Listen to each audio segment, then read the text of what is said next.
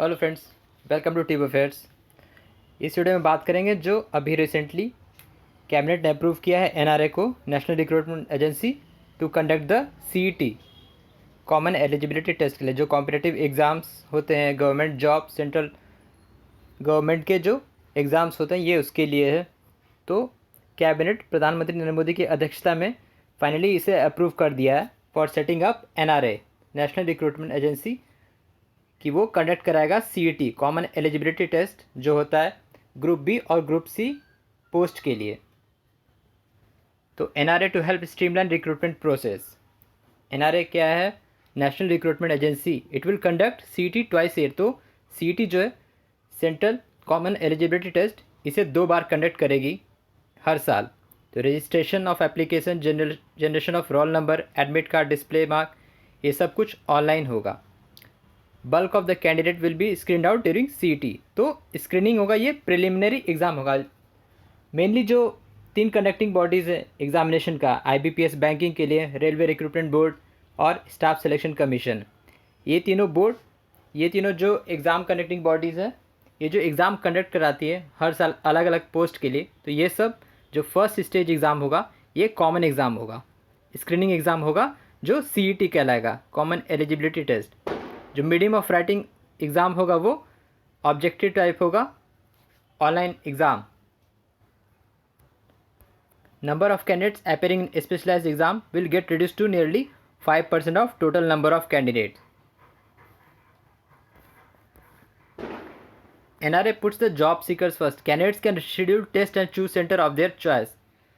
हर साल जो लगभग 1.25 लाख वैकेंसीज आती हैं, उनमें कम से कम ऑन एन एवरेज 2.5 से 3 करोड़ एस्पिरेंट्स अप्लाई करते हैं। तो अलग अलग वैकेंसीज़ के लिए अलग अलग अप्लाई करना पड़ता है। अब ऐसा नहीं होगा, एक सिंगल एप्लीकेशन कराया जाएगा इन सारे एग्ज़ाम्स के लिए। ग्रुप बी और ग्रुप सी पोस्ट जो भी है, बैंक में, रेलवे में, स्टाफ सिलेक्शन में, अलग अलग जो 10th पास एलिजिबल जो कैंडिडेट है, जो 12th पास और जो ग्रेजुएट है, उनके लिए ये एग्ज़ाम होगा। और इसमें जो फर्दर जो फ्यूचर में पॉसिबिलिटीज़ आएंगी, वो इसका जो सीईटी का जो स्कोर है, ये अलग अलग जगह पे भी काम आ सकता है। Central government, state government, union territories और पब्लिक सेक्टर अंडरटेकिंग और प्राइवेट सेक्टर में भी। It would also help such organisation in saving cost and time spent on recruitment. जो प्राइवेट रिक्रूटमेंट होती है, उसमें भी टाइम सेविंग करेगा ये। गुड गवर्नेंस थ्रू ट्रांसपेरेंसी, इसमें पारदर्शिता की जाएगी। Reduce time taken in selection process. जो सिलेक्शन प्रोसेस जो काफ़ी लंबा हो जाता है, काफ़ी डिले हो जाता है, उसमें ये कटौती करेगा। Mitigate hardship of candidates from appearing in multiple exams of multiple agencies. तो हर जो अलग अलग वैकेंसीज होती है, उसमें अलग अलग स्टेजेस का एग्ज़ाम देना पड़ता है। टीयर 2, प्रिलिमिनरी, मेंस, इंटरव्यू, अलग अलग प्रोसेस होता है। तो उससे बचने के लिए, मल्टीपल एग्ज़ाम से बचने के लिए एजेंसियाँ ये तैयार हुई हैं। CET to be conducted at over 1000 centres. Every district will have at least 1 exam centre. तो जो मेन फोकस है अभी इस पे, जो 117 एस्पिरेशनल डिस्ट्रिक्ट है जहाँ इंफ्रास्ट्रक्चर और बहुत सारी सुविधाएं कम हैं, ये वहाँ कंडक्ट कराया जाएगा। और वहाँ प्लान होगा एग्जामिनेशन सेंटर और जो भी एग्ज़ाम कंडक्ट कराने की जो फैसिलिटीज़ है, उसे इस्टेब्लिश कराया जाएगा। Better access to rural under privilege candidates and women. उन्हें जो समस्या होती है, जो अलग अलग एग्ज़ाम्स के लिए बार बार दूसरे शहर जाना पड़ता है, जो वुमेन कैंडिडेट है उन्हें जाना पड़ता है, दूसरे जगह रहना पड़ता है, उन सब से बचने के लिए होम सेंटर को प्राथमिकता दी जाएगी। अपने ही शहर में, अपने ही एरिया में जो सेंटर होगा, एग्जामिनेशन सेंटर, उसे प्रायोरिटी दी जाएगी। Standard curriculum and degree of difficulty to be conducted in multiple Indian languages. तो 12 लैंग्वेजेस में टेस्ट कराया जाएगा, मल्टीपल अलग अलग इंडियन लैंग्वेजेस में।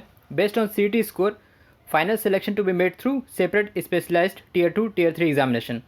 तो ऐसा नहीं है कि ये सारे बोर्ड जो है रेलवे के, एसएससी के और बैंकिंग, ये सारे ख़त्म हो जाएंगे। टीयर 1 के बाद स्क्रीनिंग के बाद जितने स्टूडेंट्स क्वालिफाई करेंगे, उन्हें फिर उस पर्टिकुलर स्पेशलाइज्ड एजेंसी को एग्ज़ाम कंडक्ट कराना पड़ेगा। फिर टीयर 2 या फिर टीयर 3 या फिर जो भी हो इंटरव्यू, वो सभी कुछ।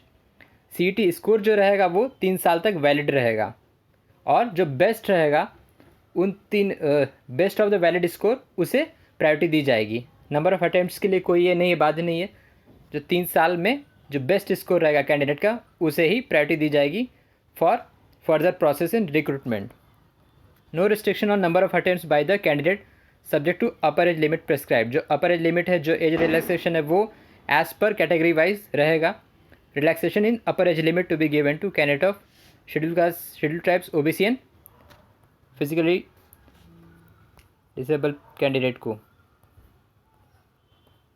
Separate CET to be conducted for 3 level. जो 3 लेवल्स है, ग्रेजुएट के लिए अलग, हायर सेकेंडरी के लिए अलग और मैट्रिकुलेशन के लिए अलग. तो ग्रेजुएट जो रहते हैं बैंकिंग के लिए, एसएससी के लिए भी रहते हैं. हायर सेकेंडरी जो कंडक्ट कराती है एसएससी और रेलवे भी, और मैट्रिकुलेट जो 10th पास है उसके लिए भी जो कंडक्ट कराती है एसएससी रेलवे. तो ये तीनों 3 टियर में अलग अलग कंडक्ट कराएगा 3 लेवल्स पे. नॉन टेक्निकल पोस्ट के लिए रहेगा. तो सीटी शैल रिप्लेस द टियर 1 एग्ज़ाम.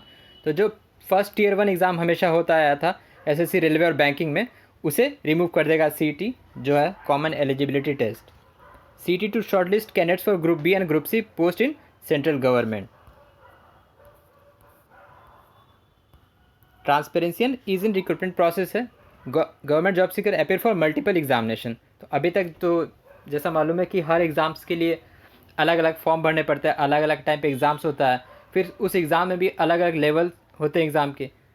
तो इस चीज़ पे ध्यान दिया गया. कैंडिडेट्स पे द रिपीटेटिव फीस, बार बार उन्हें अलग अलग एग्ज़ाम्स के लिए अलग वैकेंसी, पर्टिकुलर वैकेंसीज के लिए अप्लाई करना पड़ता है, फ़ी चुकाना पड़ता है, ट्रैवलिंग करनी पड़ती है, तो बार बार जाना पड़ता है दूसरे शहरों में. तो वो चीज़ अब नहीं रहेगा. अपने ही डिस्ट्रिक्ट में, home centre, home town, home district में ही एग्ज़ाम कंडक्ट कराए जाएंगे. उसके लिए ये फंडिंग कराई गई है.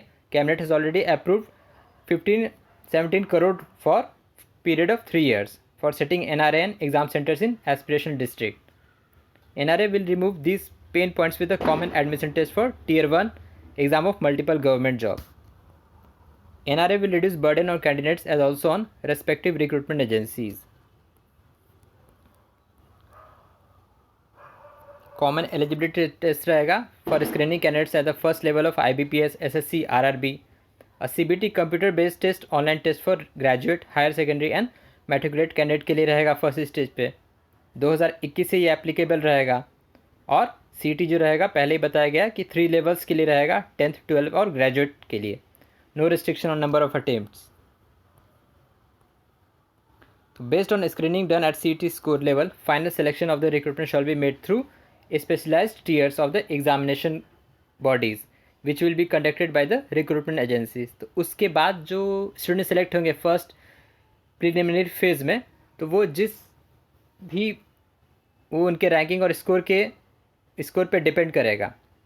स्कोर जो है वो 3 साल तक वैलिड रहेगा. CT जो है वो नंबर ऑफ़ लैंग्वेजेस में रहेगा. कुल 12 लैंग्वेज में अभी अप्रूवल दिया गया कि ये 12 लैंग्वेजेस में कंडक्ट कराया जाएगा इसका exam. The best of the valid score shall be deemed to be the current score of the candidate. तो 2021 से ये शुरू होगा CET जो है कॉमन एलिजिबिलिटी टेस्ट, जो कंडक्ट कराएगा NRA, नेशनल रिक्रूटमेंट एजेंसी.